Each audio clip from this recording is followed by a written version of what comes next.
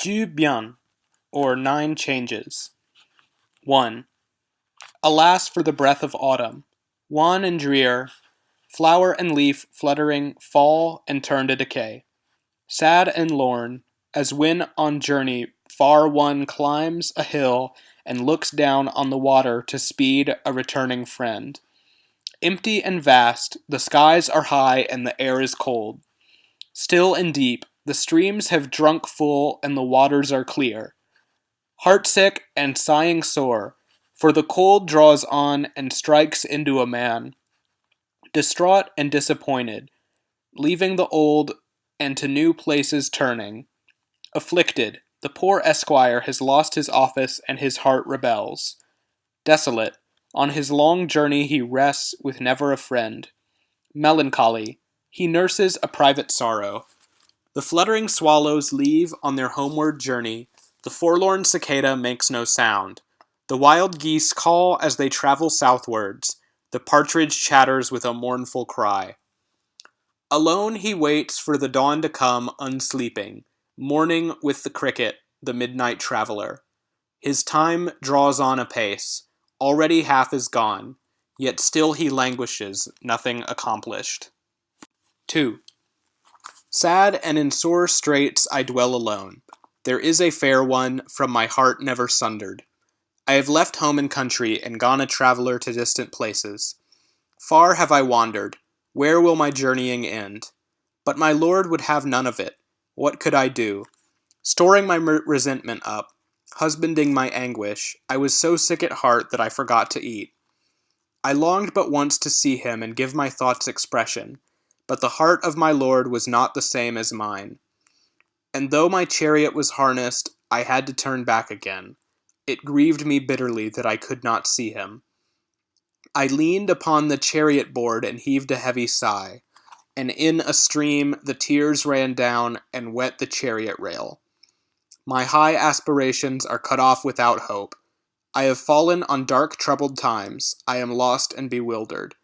But though my private sorrow may be never ending, the heart that beats in me will always be loyal and true. 3. High heaven divides the 4 seasons equally, but I am grieved only by the chilly autumn.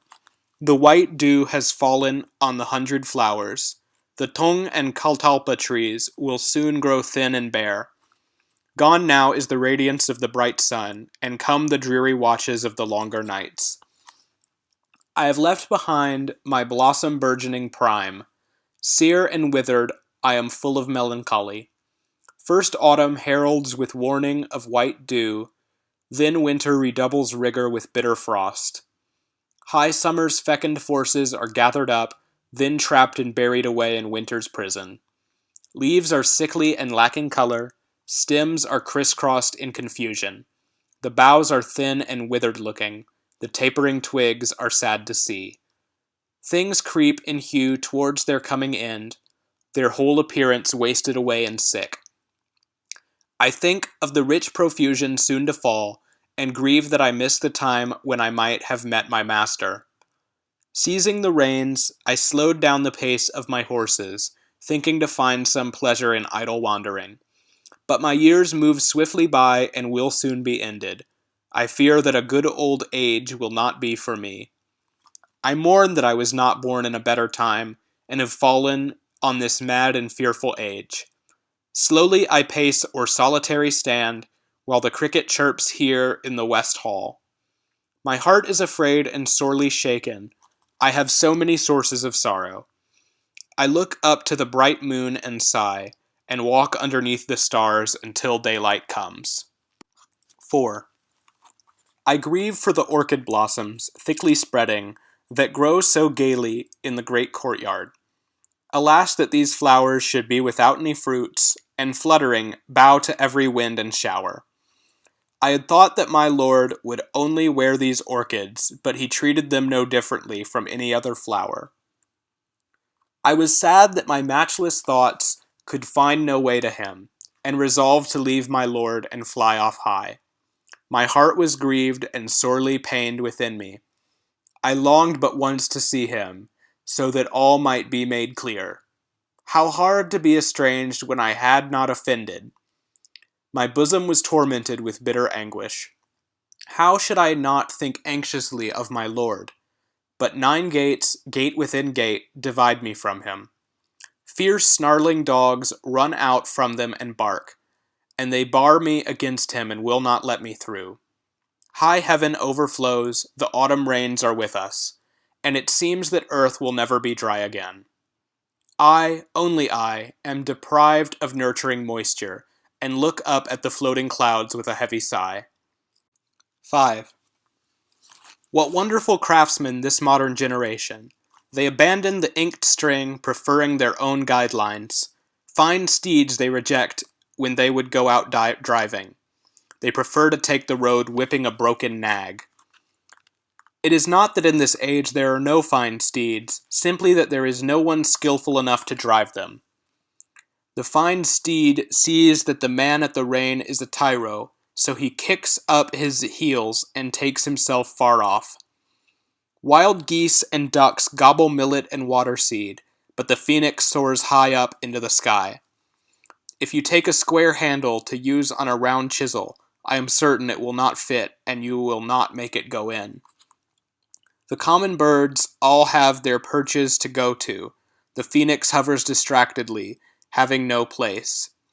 I would willingly gag my mouth and say nothing, had I not once enjoyed rich favors from my lord. Duke Tai was 90 years old before he was honored, simply because before that he had never met his match. What of the fine steed? Where is he to turn? What of the phoenix? Where is he to rest? The old ways are altered, customs changed, the world decays. The fancier of today extols a fine fat look. The good steed lies hidden and will not show himself. The phoenix flies high and will not come down and alight. If even birds and beasts know how to maintain their virtue, it need not be asked why the good man does not stay. The steed, no longer coursing, is searching for a driver. The phoenix has no appetite and forgets to eat. My lord has banished me far off and will not examine my cause. Even though I wish to be loyal, I have no means to show it. I should like to keep silent and sunder all links with him, but I dare not forget the great kindness he once showed me. Alone with my grief, I suffer the more deeply, and my choking anger knows no appeasement. 6. Dew falls, and the bitter frost follows to afflict me, and my heart is distraught and will not be comforted. Sleet and snow, thickly commingling, harder and harder come down. And I know that the time is near when I must meet my end. I wish that by some lucky chance I might be forgiven, but I shall soon die, along with the moorland grasses. I wish I could set off unbidden and fly straight to him, but the road to him is blocked and impassable. I wish I could follow the other's route and ride the easy way, but that too is no good. I do not know how to do it. And so I stop midway in perplexity, grieving and hesitant, unable to turn back. And though dull and stupid by nature and poor in talents, I restrain myself and learn to mourn in verses. Orchid and iris are mixed with worthless mugwort. Truly, I am not skilled to imitate their fashion. 7. I love the great spirit of Shen Bao Shu, but fear this present age's unsteadfastness. What wonderful craftsmen this modern generation! They efface the marked lines and carve after their own fancy.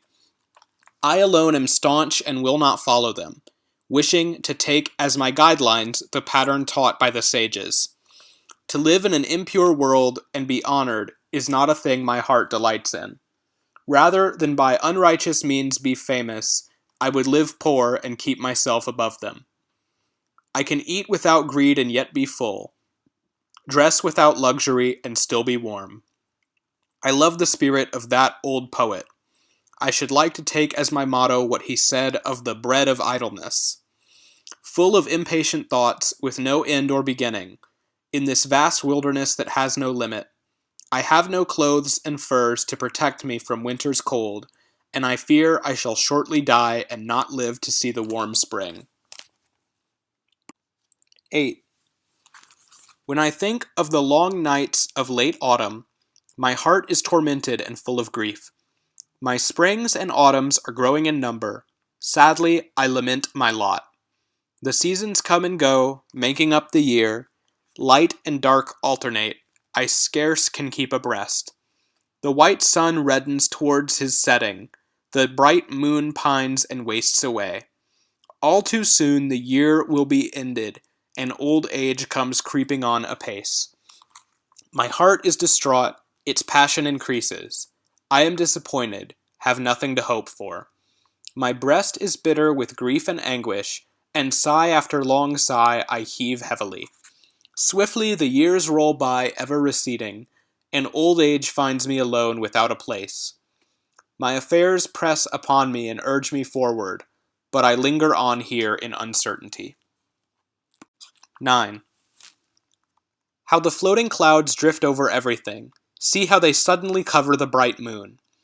My loyalty was shining bright. I longed to make it seen, but the black clouds obscured it and it could not shine through.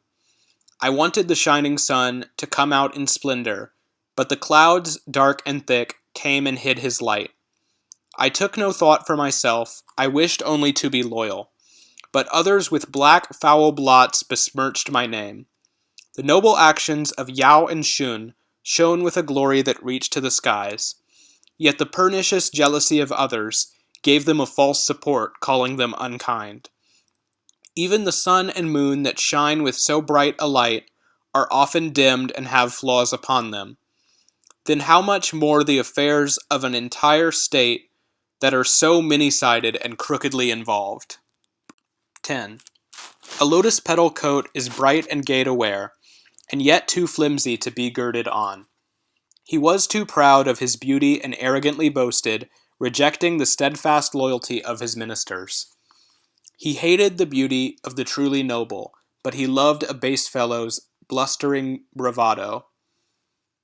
The crowd, all hustling forward, each day advanced in favor. But beauty left and moved away to far distant places. When the farmer rests his plow and moves about in idleness, I fear that field and meadow will be overgrown with weeds. When affairs of state are multiplied all for private ends, I fear that disaster is bound to follow. The world all agree as one, and their eyes are dazzled. How blind the way in which they apportion praise and blame. Today you deck yourselves and preen before the mirror. Tomorrow you may have to creep away and hide. I wanted to send my message by a shooting star, but he sped too fast and I could not catch up with him.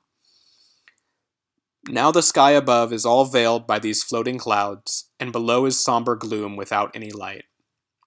Because Yao and Shun had those they could trust with office, they were able to sleep sound and lead a life of ease. If, in the whole world, you had earned no man's spite, how could your heart have come by this fearful dread? If you drove really noble steeds, rushing as swift as wind, why would you need to use the coercing whip? Truly, moats and walls are not sufficient safeguard. Though you make your armor doubly thick, it is of no avail. Hoveringly I wait, but come to no conclusion. I am plunged in blackest melancholy, constricted with sadness. My passage between heaven and earth seems almost over, yet I have accomplished nothing. I am without achievements. Willingly, I would sink from sight and never more be seen, yet still I hanker to make my name known in the world. So I wander restlessly, but never meet my goal, wearing myself out, a fool for righteousness. Far and wide I roam, never coming to a stopping place. Like a bird I swiftly soar, but never alight. The land has a good horse, but knows not how to drive him. Why do they wildly search for one elsewhere?